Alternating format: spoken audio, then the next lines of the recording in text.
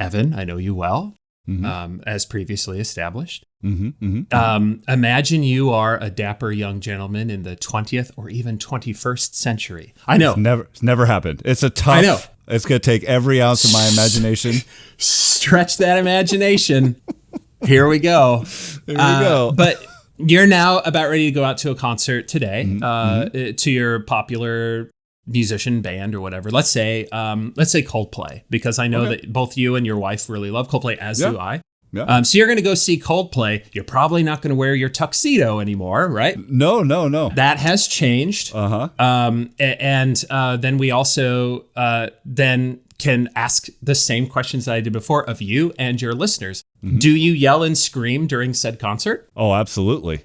Absolutely, right? Do you stand up and move around, dance? Absolutely, yes. Right, you have right. to.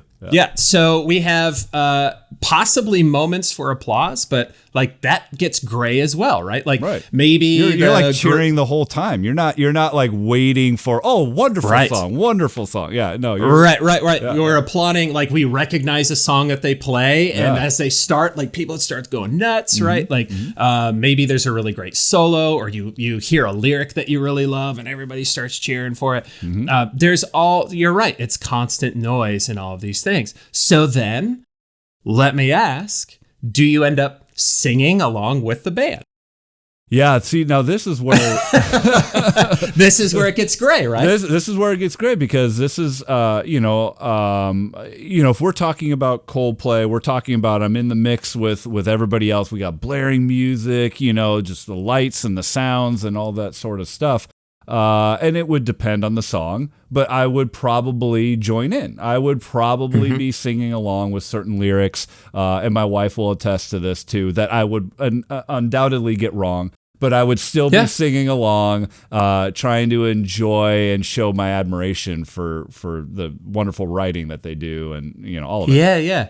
And your ability as a singer, or ability to remember those lyrics, are not being judged in that space. And they're irrelevant too, because it's bringing me joy, and I feel like I'm participating in a shared event.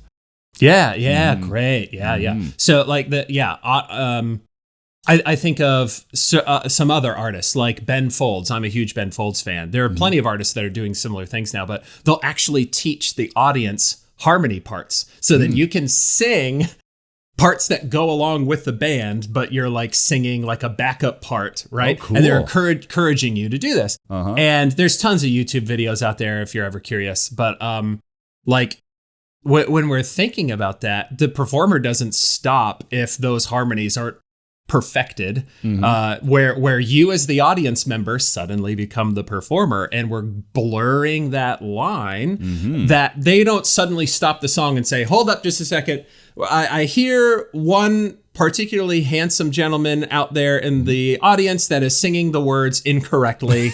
Let's go over what these are together before we move on. Like, of course that's not going to happen, right? So security, that one. So there's just this very different social norm that's here. So there's this thing, and then I'll stop blabbing, but we have what's his name?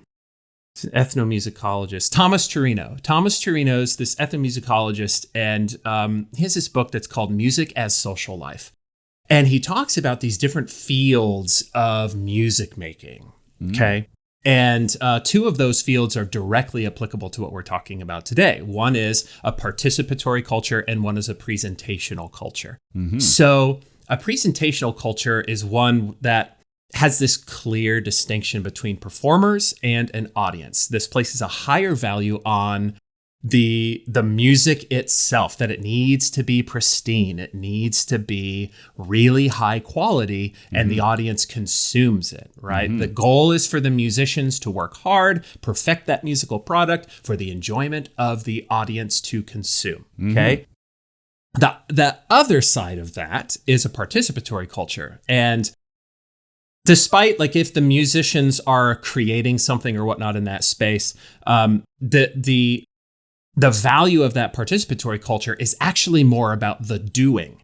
So this social interaction, the doing of the thing, And the highest value is the more people that we get doing said thing, the better. And your ability level doesn't matter. It's just that you're doing it, that you're just a part of this. You're doing something. You're there, right? Right.